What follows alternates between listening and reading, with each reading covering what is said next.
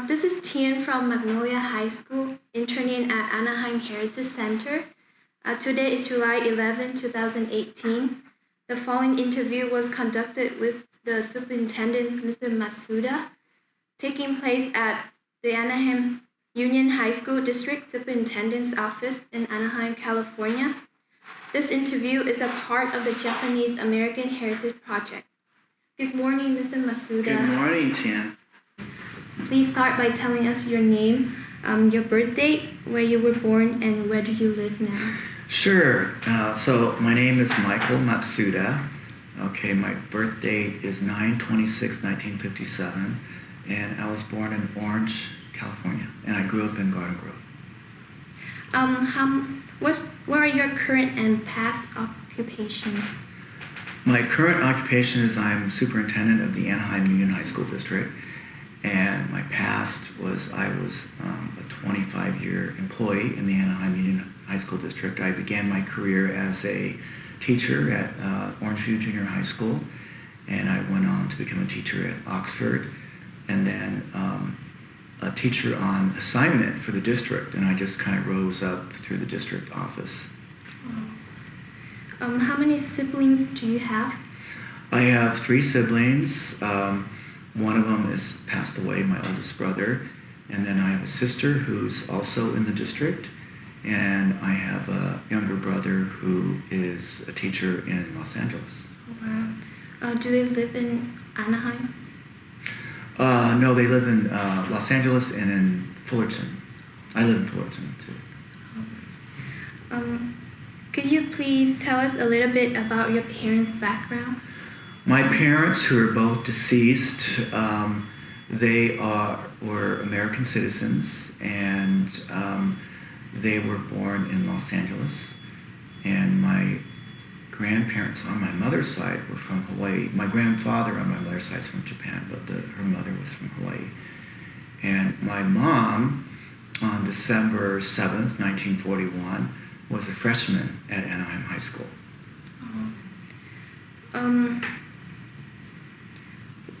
Where did your parents live before the evacuation? They actually lived in, my mom lived in Stanton, and at that time Anaheim High School was the school, so she imagined going from Beach Boulevard in Stanton all the way to Anaheim High School. And she had, as a, 14-year-old, she had worked really hard to buy a bicycle, a used bicycle. And for her, that was like a car back then, right? So she rode her bike from Beach and near Catella all the way to Anaheim High School every day. Wow. Mm-hmm. And my dad was at Huntington Beach High School at the time. He grew up in Huntington Beach. How many family members were incarcerated at that time? Well, my dad's family, and they had a small nursery in Westminster at the time, and then my mom's family. And my mom's father was very patriotic. He came and he volunteered to serve in World War I for the United States. So he fought the Germans. And but he could not become a citizen, right? Because they had discriminatory laws against Asians, and but yet he was very patriotic, and so because he fought for America against the Germans in World War I, he did not believe that America would incarcerate him in World War II because he felt he was very American. Do your parents feel that it was unfair for them because the American only targeted Japanese Americans? I think it was, my parents were very young then, they were younger than you are. So I don't think they realized how severe it was until they grew up, until afterwards, right? But certainly their parents, right, they lost everything. Now, going back to my mom was very upset because she had like 2 weeks. That bicycle that she worked so hard to get, the used bicycle, she only had a few weeks to get rid of it and to sell it. And everybody knew that the Japanese had to get rid of their stuff, right, because they were going to be put in prison camps. So can you imagine feeling, and she got like, probably like 50 cents. I mean, she said it was horrible because she didn't get any money for it, for her bike. And so that, for a kid, that was like kind of in your face. But they were scared as children because nobody knew what was going to happen to them. Mm-hmm. And they were, she recalls, like being put in the train. They were put in Los Angeles, right? And they had a big, all these people there. And they were put in trains that had like paper on the windows, so you couldn't see where you were being transported. I mean, don't you think that would be you'd be a little concerned? And she said it was really scary, really, because there was a lot of confusion. And she does recall just going out. They ended up in Poston, Arizona, which was really on a Native American reservation out in Arizona. And it was really desolate. And she recalls that when they got there, it was cold and windy, and they were put into these barracks that were, really, I mean, they were poor. In Stanton, they were poor, but she said it was, those were scary times to be a kid. I'm sure an adult, I mean, the adults, they lost their little business and everything that they had, but they didn't show as much fear that I think some of the kids were feeling. But keep going. I have some more stories that I need to. Did your mom get to stay with her family, or did they separate? No, they stayed, and but her the older sisters. There were initially 6 sisters. One of them died, and her mother died about a few months prior to the internment, and her mother had a kidney disease, and so it was very traumatic on the girls, and I'm sure on her father too, because he had to deal with it, without her mother, and losing, your wife and your mom was an extra layer of trauma on the family. Mm-hmm. Was she the oldest in your family? No, there was 3 older sisters, and the second to the oldest was a freshman at Fullerton College. So she was, having to get pulled out of Fullerton College too, and her education was disrupted. Excuse me. Did your mom tell you what was it like in the camp? Yes. What was a typical Yeah, day? again, it's through the eyes of a teenager. So she does have some amusing stories. And she said, she didn't really like school. Yeah. And so at the camp, they had a school, it was like an alternative education school. So, but it was kind of a joke, right? But she didn't mind that because she didn't like school. So she got to, kids, they make the best of it, right? And she does remember just, again, experiencing the camp through a teenager, right? You're they call it a camp, but really it's a concentration camp, right? Because there were guns there, and the guns were turned inward, not outward. They were turned inward, right, on the guard post. But she does remember playing a lot of games with other kids, and making other friends, and they try to make life as, quote, normal, right? They would have dances and stuff, and but you couldn't leave the concentration camp. What activities were there in the camp? What did you? Well, they had like I said, they had dances, and they had, but everybody had to. Well, during the regular, routine was everybody had to eat at a cafeteria, right, during set times. And she recalls the bathrooms being really bad. They had to, because they were initially not partitioned, so the toilets were all like open, and that was very embarrassing. And so they had to build, partitions, and same thing with the showers. And then you were just given pieces like straw, like in a pillowcase, right, for your mattress. So straw, right? I don't know if you know what straw is, Yeah. but it's very rough to, so it's not comfortable at all. And she also said that in the desert, most of them were pretty desolate, right? So in the summer, it was really hot, and in the winter, it was really cold.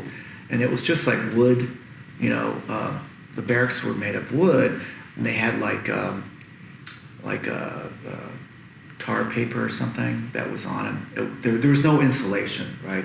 And a lot of times the paper was torn, and the wood slot, there was no insulation, so they were like, you could actually see outside, right? And she said the wind and the sand would come in too, so you'd always have to be brushing that off of everything, and it was pretty bad, right? If you think about the irony of us fighting this war for democracy and freedom, yet putting in concentration camps U.S. citizens, right, and breaking the Constitution, actually, right? What did she do to keep cool during summer and to stay warm in winter? I think that they had to try to make the walls more insulated themselves, right? And I think they're like ponds, swimming ponds, that they made. But somehow you just survive through that and get through it.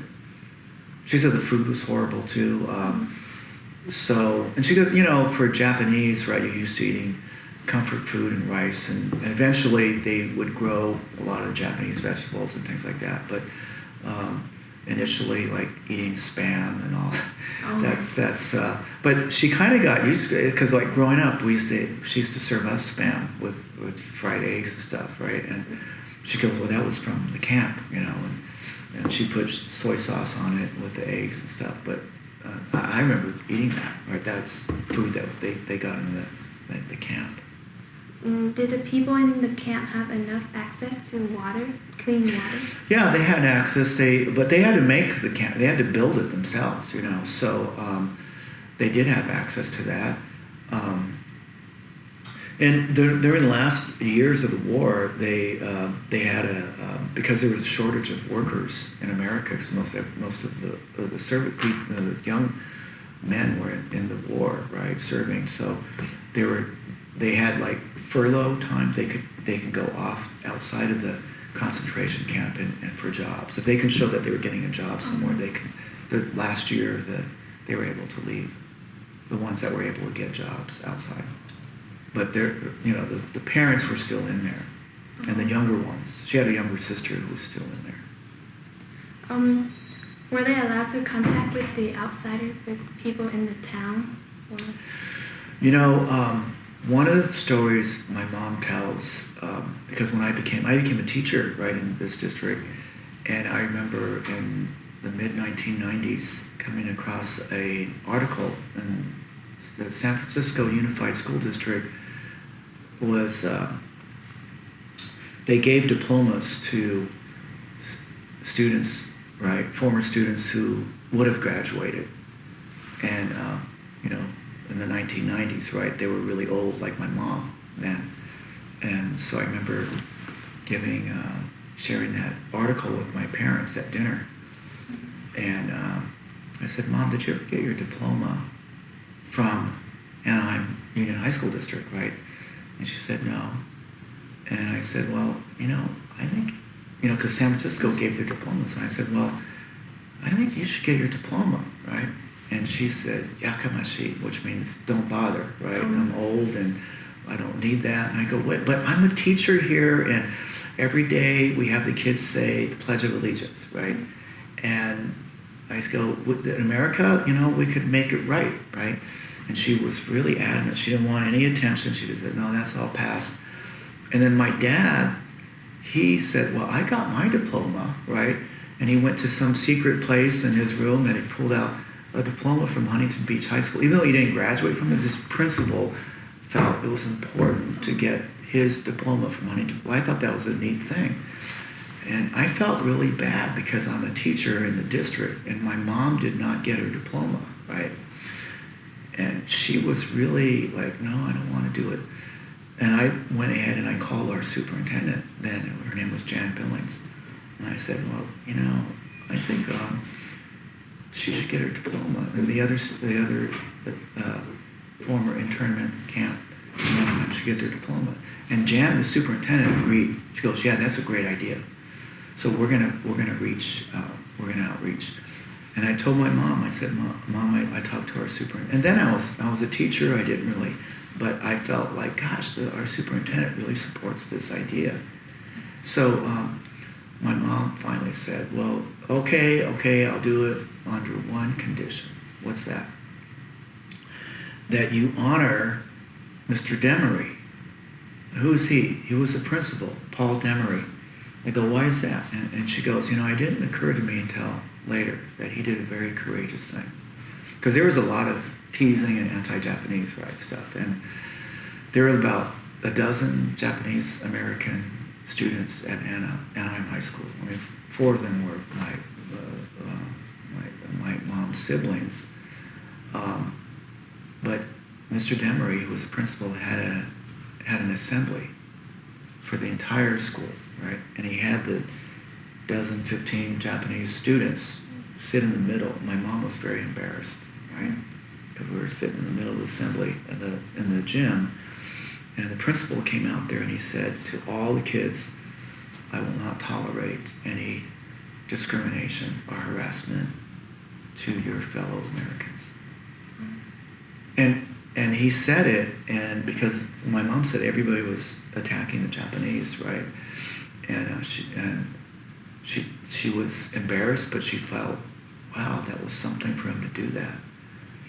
And then later, when she was in the camp in Poston, Arizona, she got a letter from the principal, Mr. Demery, and it said, I want you to know that I think what has happened to you and your family is wrong. And I also want you to know that I'm probably more Japanese than you are. And this is like a white American guy, right? Because I was born, I was a missionary. My father was a pastor, and I was raised in Tokyo, right? And my father was a Christian missionary, and I spent a lot of time in Japan. And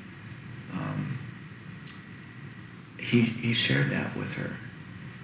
And she said, I wish I would have saved that letter, but that gave me a lot of strength, because you think about it, I was a 15-year-old kid, really afraid and not sure of who not sure of who I was and what was going on, and trying to make sense of all this. And this man wrote this letter to me. And she said, I know he's passed away, but I want him honored. And I said, we'll do that. And I reached out to his daughters who had grown up, and they were in Palm Springs. They were retired, and both of them came out. And it was a wonderful event. And they had 4 Japanese adults, right, who would have graduated of the 15 who came. And back then it was like 1996, and it was huge news, and the newspaper and the press was there, and they were all like interviewing my mom, and they go, do you feel any regret or anger? And she said, no, I don't. She goes, I only regret one thing. And they said, what's that, right? And she said, I regret that I'm not going to be able to go to grad night and go to Disneyland with all these other wonderful kids. Isn't that sweet? Yeah. Yeah. So my mom was really, I think she answered this horrible thing that happened to her in a very positive way, in terms of believing. Because, there's bad things that happen, but there's good people that come forward. And I think that letter that Mr. Demery gave was very important to her. And it just showed that when people take the time to reach out and connect. And so that's what I pride myself in doing, right, with young people. Because I know that it's important, even now, today, more than ever, that adults connect with our young people and give them hope and optimism.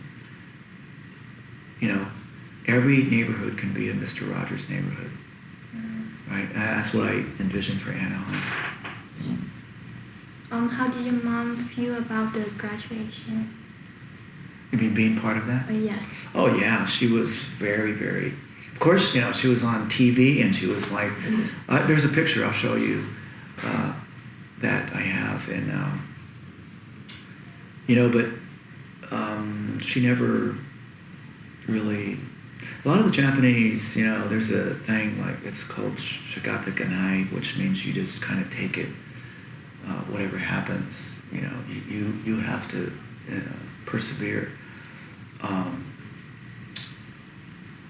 Again, I think, you have something like that happen, you can be very angry the rest of your life. You can choose, right? That's the thing. Your response to things that happen, you can either feel sorry for yourself and just be angry, or you can say, look, I'm going to choose my pathway. And I know and I'm going to be kind to other people. And I'm going to hope that this doesn't happen again in America. And that's part of what I'm about too. To choose that pathway and to say, look, I'm going to make the best of it, but I'm going to fight for every kid in terms of injustice or prejudice or discrimination. We've read stories about your mom, and how about your dad? Did he tell you anything about the camp? My dad's situation was more complex. I mean, his mom was... so there were a lot of the Japanese who immigrated, just like any of the immigrants that come here, they were like poor people, right? That's why you would leave your country, either for political, you're trying to escape, for political reasons, that's why you become a refugee, like that's the Vietnamese are refugees, right? But most of the immigrants were poor. They came here to find, not only this thing called freedom, but economic freedom, right?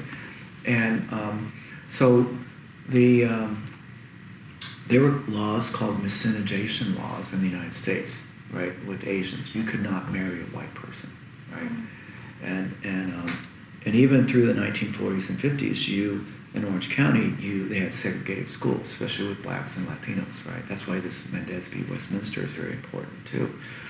And so if you're a farmer, right, Japanese farmer, right, how are you going to you can't marry anybody, right, who's white. There's no Asians. So what happened, they had this thing called picture brides, meaning that, the poor peasants from Japan would send their daughter's picture, right, and then you would choose the picture, right, and then that's how you would get married and say that, and of course can you imagine his mom was a picture bride?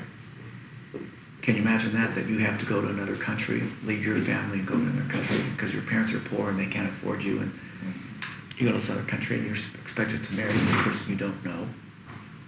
How would you feel about that? Not very happy, right? And apparently the person she married, my dad's dad, was not a nice guy, right? And so there's a lot of problems in that family, a lot of anger, right? And so then you have this internment experience on top of that. So my dad, unlike my mom, my dad was a very angry person. And that kind of, I had trouble growing up and understanding that until I was much older, why my dad was so angry man, right? Why he took that out on my mom and us. But it helps me understand the trauma on families now, right? Like you think about the Vietnamese who came over, refugees, the Bo people and all that, right?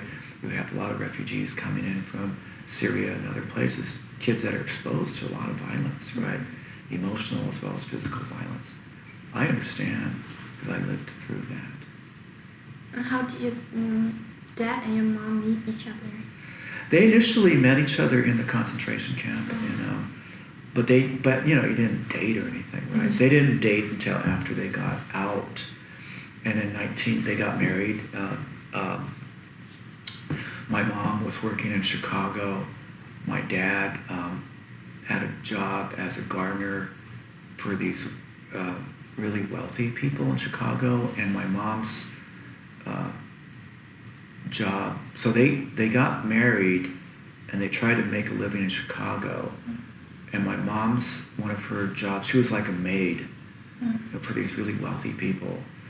And one of them was, there's a chocolate company called Ovaltine. There was a drink, and she worked for the founder of Ovaltine. And she used to get to try the Ovaltine, right, what they were making that. And so she has a lot of stories about that. And then and she was exposed to some really, really wealthy people in their lives. And then I think this is before they got married, because the mother, they had no children. So can you imagine, they were kind of beginning to indulge my mom. They wanted to bring her to Europe and all these other things. So she's probably, 19 years old. And she felt that the mother was going to maybe adopt her or something, and that would change her whole life. But then she would be a lifelong, basically, servant. And so she had to choose a pathway, right? And this is before they got married, right? And so she quit her job, and she came, and then she got married, and they came over here. And then they had my oldest brother in 1949, and coming back to Orange County after World War II, when the Japanese were the enemy, right? And they couldn't get anybody to rent to them. Yeah. So I'm gonna insert a story, because there was a lot of prejudice when I grew up, because we were fighting. The enemy was no longer the Japanese, but who was the enemy in the 1960s for America? What war were they in? What was the U.S. fighting in the 1960s and 70s? Is that Vietnam? Yeah, that's Vietnam. So Orange County did not have any Vietnamese then. It was mostly white. So I was the Asian kid growing up in Garden Grove. And the enemy were the Vietnamese, after the enemy being the Japanese. So I'm a little kid getting horrendous amount of teasing. And I would get teased all the time. And because of that stress and trauma, I used to, I know this is being recorded, but I've shared this before, I used to wet my bed. And I remember crying, coming home and crying. I remember then my mom changing schools. I was like in 3rd grade. And kids would all gather around me, and they say, "Do you know karate?" Right? And I said no. And then they beat the living daylights out of me. And I came home crying. And I remember my mom feeling for me, and she said, I just said I hate myself, right? And then the kids found out my middle initial, because my name is Michael, my middle name is Bert Matsuda, right? And kids, they find ways to tease you, right? So they would tease me because my last 2 initials are BM, as in bowel movement. And so they would tease me, BM, BM, BM, right? And that means caca, right? So, and for a little kid, right, I couldn't so I remember crying, and my mom sitting on my bed, and she was like, she couldn't do anything. And I just said I hate myself, because they found out that I'm BM. And then I said, why did you name me this name?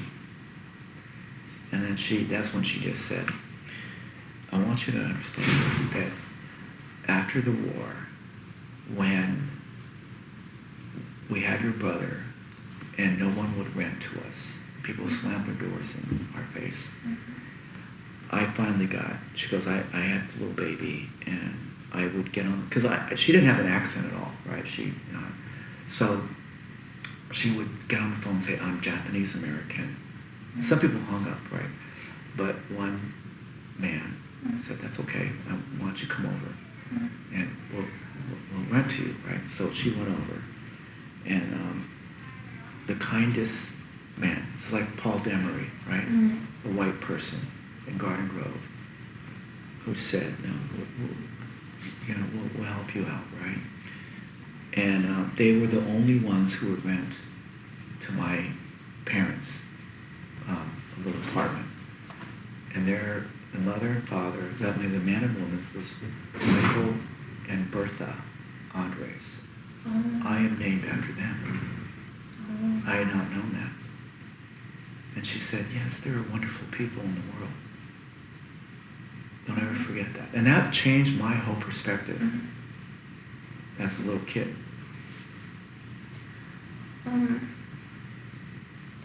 After the war, was there any still restriction that was placed on Japanese American? Yeah, well, there was a lot of prejudice and discrimination, right? So a lot of the Japanese could not, even though, it's like with the African Americans, like you could vote, right, on paper, but there's so much layers of discrimination. Same thing with the Latinos, right, that you have to deal with it. And you have to find good people out there that would transcend race and ethnicity, right? So, like I said, my mom, even though that she was brought up, she was really an English learner. She was brought up in a Japanese-speaking household, but you wanted to be as, quote, American as you could, so they did not speak any Japanese. And they changed the religion from Buddhism to Christianity. Yeah. And so I was not brought up with any Japanese, except for the food. But, so there's a lot of, even today, right, unfortunately, there's, people that still want to discriminate against other people just because of their ethnicity or what they look like. So I'm very sensitive to that. Because I was brought up with, I know how it feels. And so I'm very sensitive to any type of discrimination about people's weight or what they look like or their gender or anything like that, because I think that having been on the other side of that, I know how it feels. Some people say that many Japanese Americans were happy to be in the camp because they were protected from the American people. Do you think it's true? No. I would just say for those people, I would rather, even though there was a lot of discrimination, I would rather be free. My parents would have rather been free. Their parents would have rather been free. My grandfather had a small restaurant on Stanton. My dad's parents had a business, a nursery, right? And so I would throw that back to them. And, I went to the 75th anniversary of the Executive Order 9066, which started the internment camps, right? And there's two quick stories I want to tell, because I brought 2 busloads of our Anaheim kids and some of our teachers to to Manzanar, which is, up near the Sierras, right? And they have a tremendous visitor center, and they have the barracks, right? So it was 75th anniversary, so they had thousands of people there, and they had some great speakers. And one of the speakers talked about,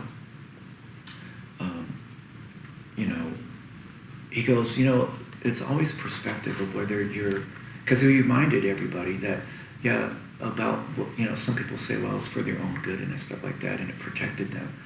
Well, if that was true, then why were the guns pointed in and not outward, right, around the concentration camp? And, it's all a matter of whether you're inside or outside. If you're outside, it's easy to say stuff like that, right? But if you're inside, you have a whole different perspective, right? And he said, like, one of his friends who's, he had met a survivor, as far as 30 years ago, of the Jewish concentration camps, right? And, because a lot of Japanese, they call them concentration camps, right? And a lot of the history books calls them internment camps. Internment sounds like a euphemism, right? It's nicer. It's our camp, right? It sounds like, it's like a summer camp, right? No, it was a concentration camp. When you look at the barracks, it's that's barbed wire, there's machine guns and stuff like that. But this Holocaust survivor, right, one of the speakers who's Japanese American, he said that he was asking the Holocaust survivor, because there are some people that say, well, you can't really call it a concentration camp because that's the Jewish were in concentration camps, right? You weren't, there wasn't the genocide committed on Japanese Americans. So he asked this Holocaust survivor, how do you feel about when the Japanese, call it concentration camps? And the Holocaust survivor said, well, I have no problem with that because ours were not concentration camps.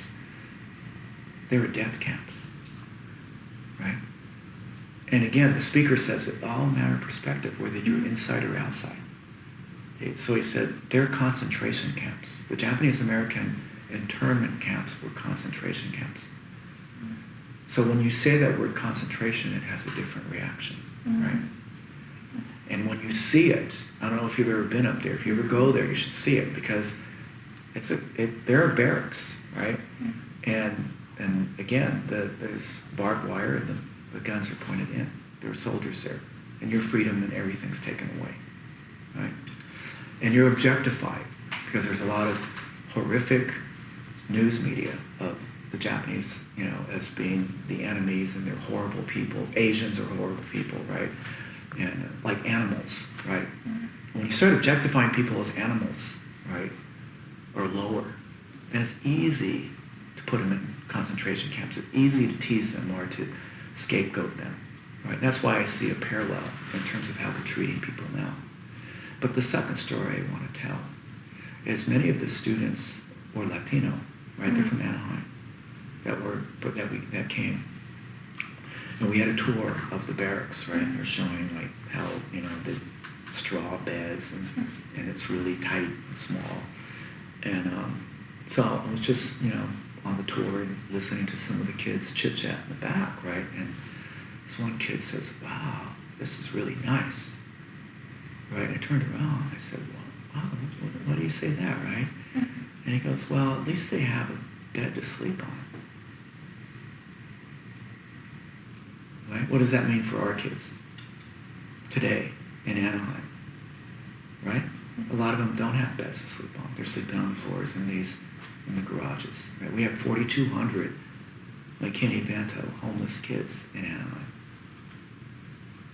Many sleep in motels. Right? And I'm sure there's a lot of poverty.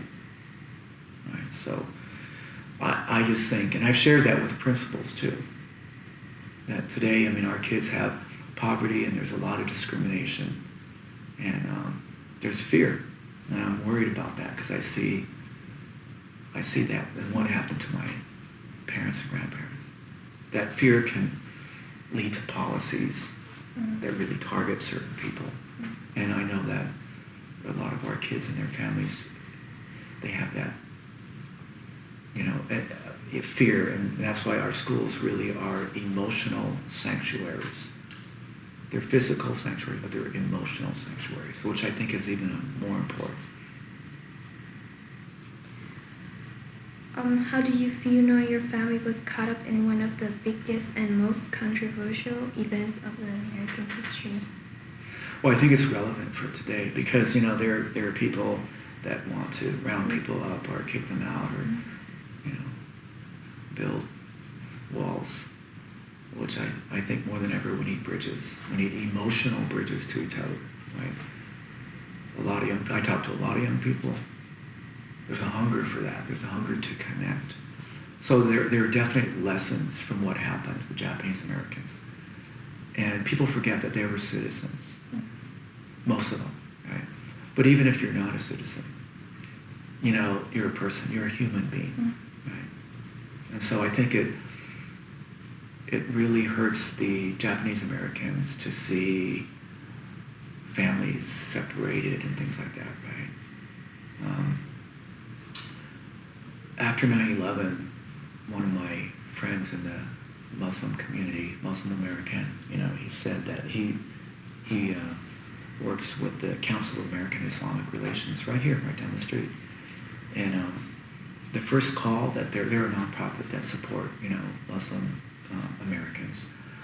And the first call after 9/11, the morning of September 12th, was from a Japanese American who had been interned. And he said,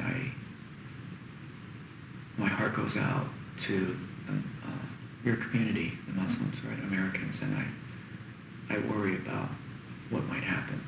And he tells that story, right? And he never forgot, but it was a Japanese American who reached out, just feeling like, hey, I feel the pain, and I hope that history doesn't repeat itself. Do you take the government's treatment towards a Japanese American personally? Like, in other words, do you feel that people are still holding resentment on what happened to them, to the American government? Okay, so here I am, the superintendent, right, of the district that really, indirectly interned my mom as a child, right? Only in America, right, can this happen, where her son grows up to be superintendent. I wish she were still alive, because she passed a year before I became superintendent. But that's what my message for young people who have that anger, right? I think it's important to know what happened, right? And the anger is real, right? But you can choose your response emotionally too, right?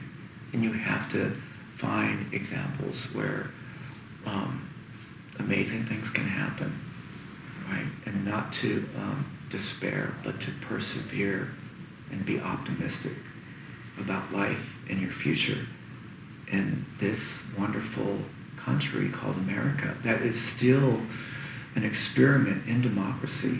It's still not that old. And it struggles, right? It takes 2 steps forward, 1 step back. But I tell young people that the long trajectory, as Martin Luther King has said, is toward justice.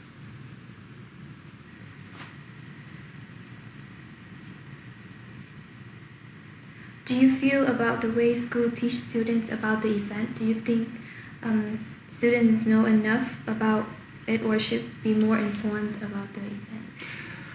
It's how it's taught. I would say no, that students don't know that much about it, just like Americans don't know that much about the Holocaust, right? It's how it's taught, though, and the relevancy, making sure that it's relevant to today. And that's where it's going to stick in terms of the lessons learned, right, and how we respond to that.